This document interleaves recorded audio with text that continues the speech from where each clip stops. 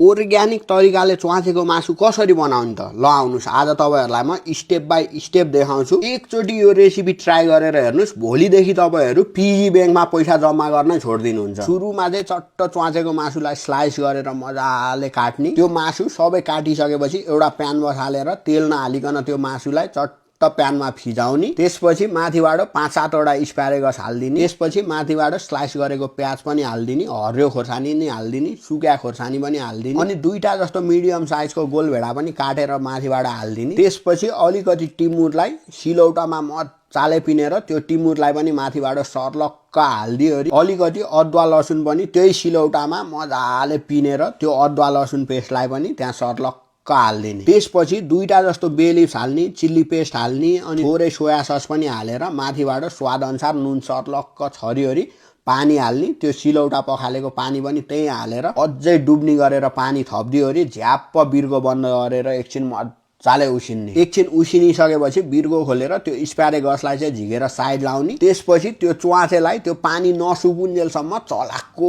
चलाइ गर्ने। जब ग्रेभी हुन थाल्छ त्यसपछि मात्रै चलाउन छोड्ने। त्यसरी उमालेको पानीलाई नै मजाले सुकाइसकेपछि त्यो मासुमा भएको टेस्ट चाहिँ त्यही ग्रेभी र मासुमा नै बस्छ। त्यसपछि यो अघि उसिनेर साइड लागेको स्प्यारेगसलाई पनि चट्ट माथिबाट एड गरेर खानु। तपाईको जिब्रोमा च्वाचे झुन्डिन्छ।